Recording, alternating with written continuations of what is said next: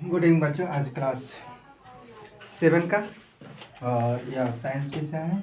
और इसमें सबसे पहले कि भौतिक और रासायनिक परिवर्तन। भौतिक परिवर्तन जो मान लीजिए कि छू कर, देख कर, सूंघ कर इसे प्राप्त कर सकते हैं। और रासायनिक परिवर्तन जो इसे केमिकल का डालकर उसे परिवर्तन कर कर फिर तरह तरह के जो है उसमें देख कर और उसे रासायनिक परिवर्तन कहते हैं। समझ में? उससे परिवर्तन यानी केमिकल द्वारा ही करते हैं। चलो, और इस तरह और भी परिवर्तन हो जाते हैं। तो यहाँ पर हम ध्यान देते हैं कि सबसे पहले कि लोहे में जंग लगना। तो हम जंग लगने की रोकथाम कैसे करते हैं?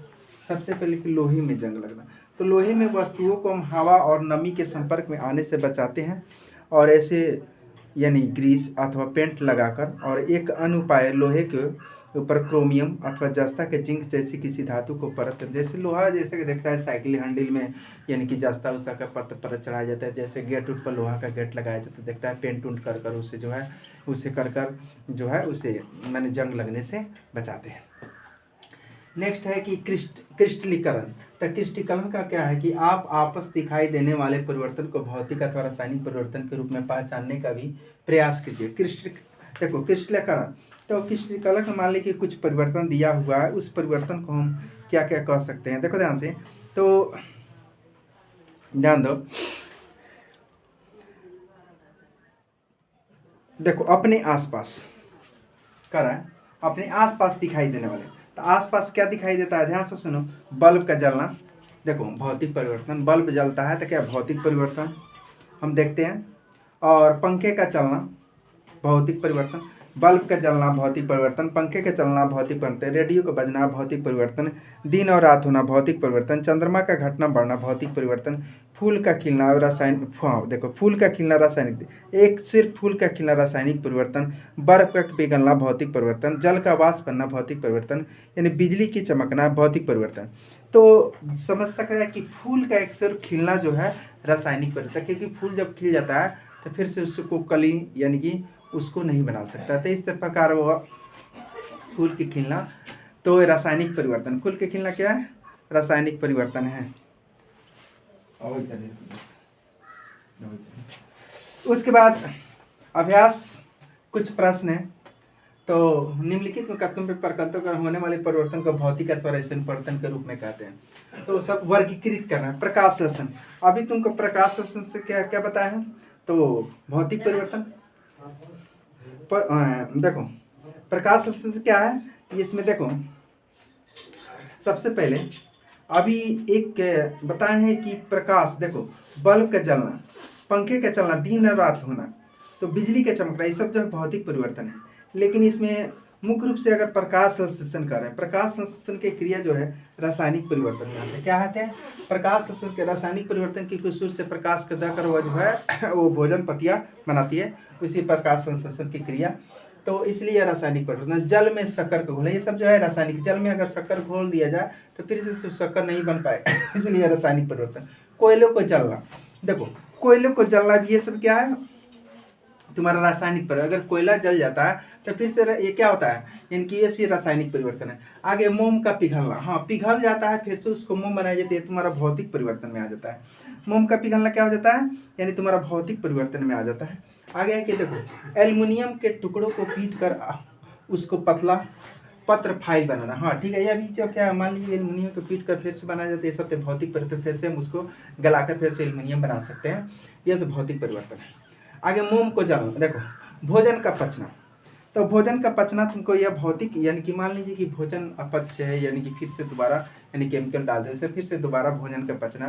तो मान लीजिए कि ये तुमको दोनों कार्य में कुछ आते हैं, कभी रासायनिक कभी भौतिक, ये परिवर्तन में भी आ सकते हैं दोनों की। भोजन अगर भोजन को क्या करें पचना, तो भोजन पच जाता है तो ये रासायनिक केमिकल द्वारा ही पचते हैं ना, कि ये तुम्हारा भौतिक परिवर्तन फिर से तो भोजन यानी कि बना से दिए कि यह तुम्हारा रासायनिक परिवर्तन में आ जाएगा। समझ में?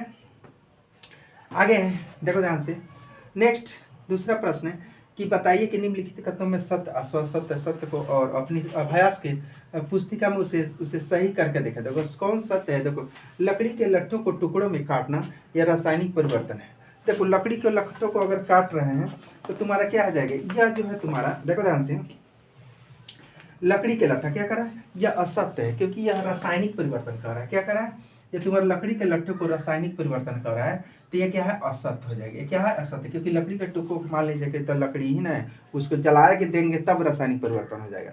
जलाए तो नहीं ना, लकड़ी के टुकड़ों को काटे हैं वह लकड़ी ही है, इसलिए वैसा क्या रासायनिक परिवर्तन।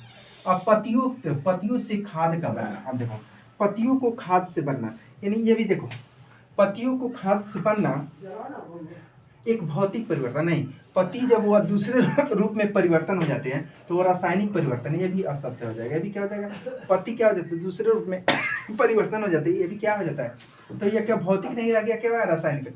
जस्ते जिंक लेपित लोहे को पाइपों में आसानी से जंग नहीं लगती है। अब देखो आसानी से जंग नहीं लगनी थी है, यह सही बात। आज देखो जस्ते या जिंक में लोहे को पाइपों में आसानी से जंग नहीं लगती है, तो यह क्या है, यह सत्य, क्योंकि आसानी से अगर किसी लोहा में जस्ता का लेपित कर दे तो वह आसानी से जंग नहीं लगता, सही बात है। यह क्या, यह तुम्हारा सही बात है। अगला कर, लोहा और जंग एक ही पदार्थ है, सत्य असत्य। अब देखो को लोहा, तुम लोग लोहा देखा होगा, लोहा और जंग एक ही पदार्थ कैसे हो सकता है, यह तुम्हारा क्या है, यह असत्य हो जाएगा। क्या हो जाएगा, असत्य हो जाएगा। यह क्या हो जाएगा, तुम्हारा असत्य हो जाएगा। आगे देखो ध्यान से, भाप का संघनन रासायनिक परिवर्तन नहीं है। हाँ यह सही है कि भाप का संघनन क्या हो सकता है, वह जो भाप बनता है तो फिर जल वाष्प होता है, तो वह जो जल बन जाता है तो क्या है, यह रासायनिक परिवर्तन कर सकता है, यानी कि यह जो है यह भौतिक परिवर्तन है, इसलिए यह क्या हो जाएगा, सत्य है। यह क्या है,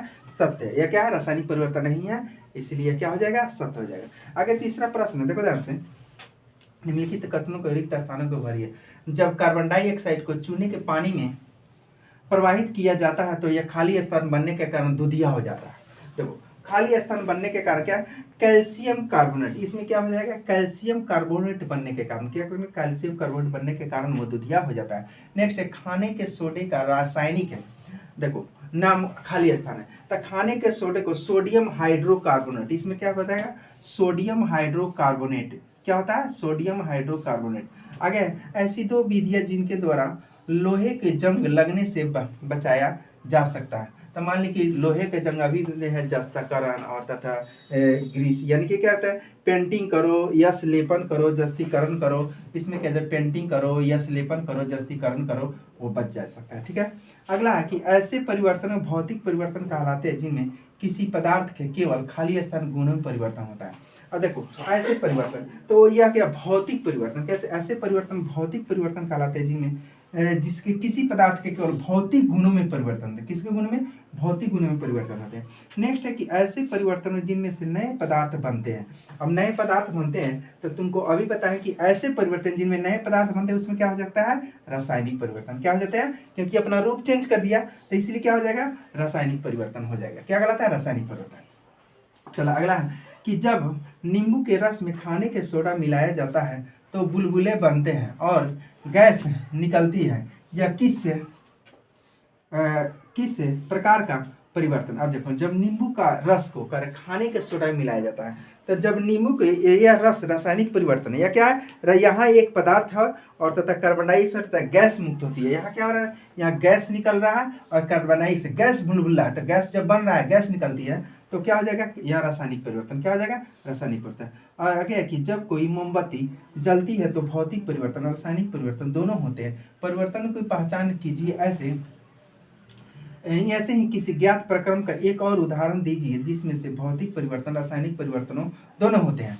तो मान लीजिए कि मोम का पिघलना भौतिक परिवर्तन है, तो ऐसे ही कुछ और परिवर्तन के बारे में करें जो दोनों होते हैं, रासायनिक भौतिक। देखो ध्यान से, दोनों होते हैं।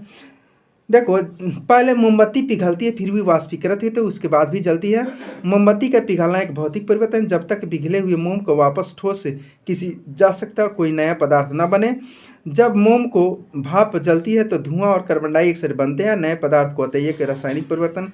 कहते हैं शुष्क सेल का प्रयोग करके टॉर्च बल्ब को जलाना भौतिक और रासायनिक दोनों परिवर्तन को एक उदाहरण है।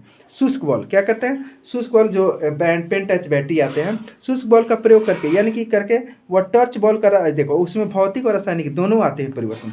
शुष्क बल्ब यानी देखो बल्ब का जलना भौतिक परिवर्तन, बल्ब का जलना चूंकि इसमें से कोई नया पदार्थ नहीं बनता है।